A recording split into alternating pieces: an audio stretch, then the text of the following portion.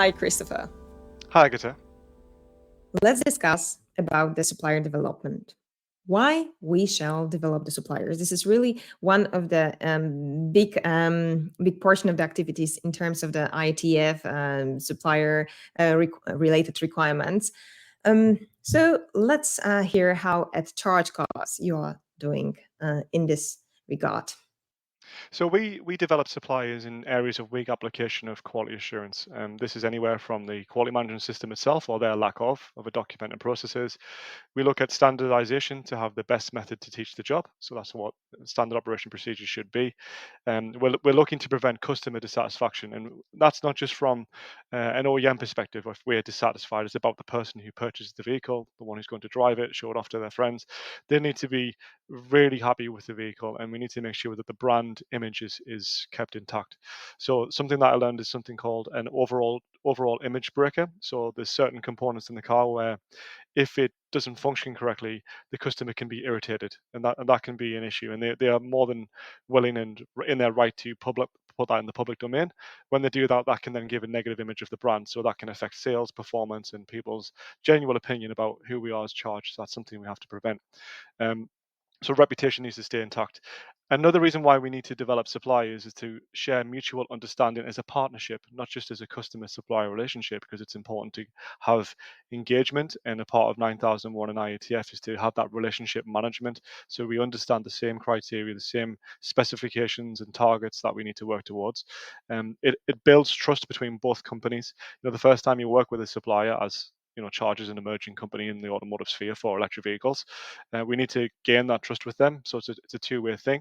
It also helps them understand where they can grow and have continuous improvement, which again is a really core fundamental principle of IETF is the continuous improvement, or Kaizen, as the Japanese would call it. That needs to be continuous, and they need to develop to understand that we're there to help them and they're there to help us. It's a mutual relationship.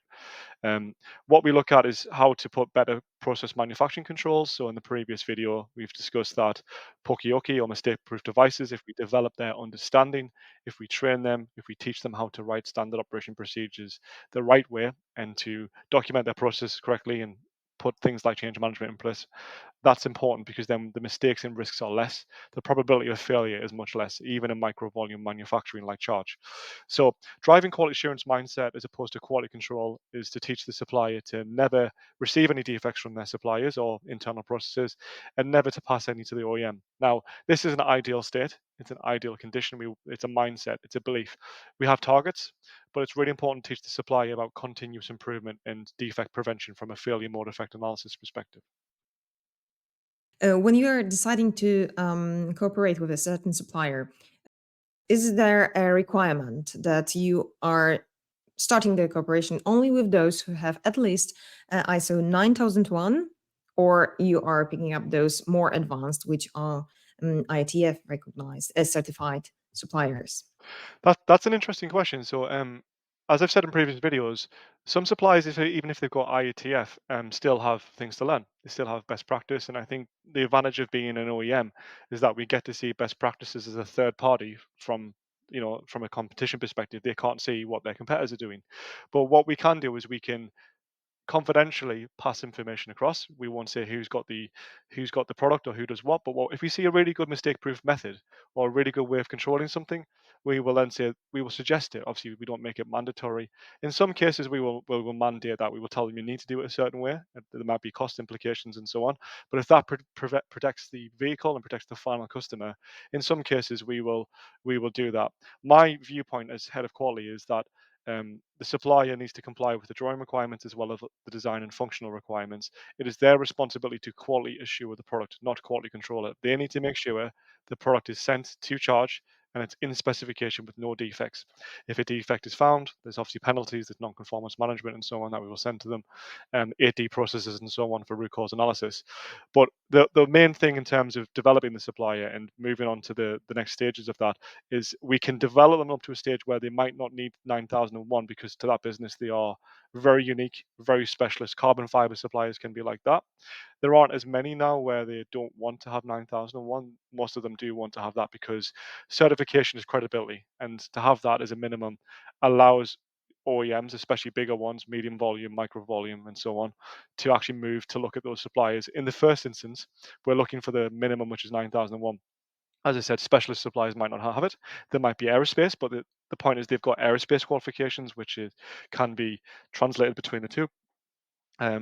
Or there might be motorsport, and motorsport has high precision. There's a lot of that there, so there's some transferable things between them. They might not necessarily have the exact accreditation that we need, but the important thing is to train them, develop them, show them where areas of weakness, help them in their inspection methods. What are the best methods to inspect parts at what lighting level, and so on. So we still develop suppliers regardless of whether they have 9001 or IATF. There's always more they can learn, and there's opportunities for improvement.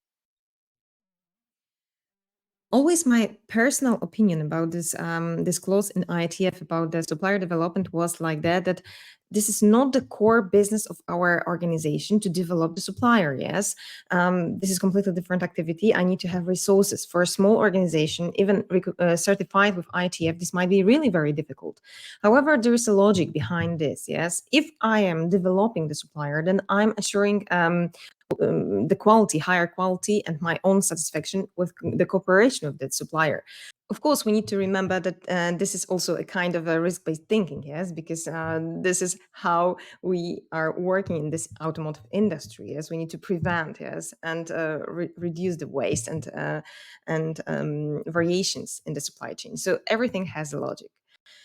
However, as I mentioned, it might be very difficult for the small organizations who do not have so many resources. Okay, Christopher, thank you very much. Now I would like to invite you for another episode. Next time we will talk about the auditing our suppliers. This is the portion of the activities which I really, really like. I hope you also do like this. So see you.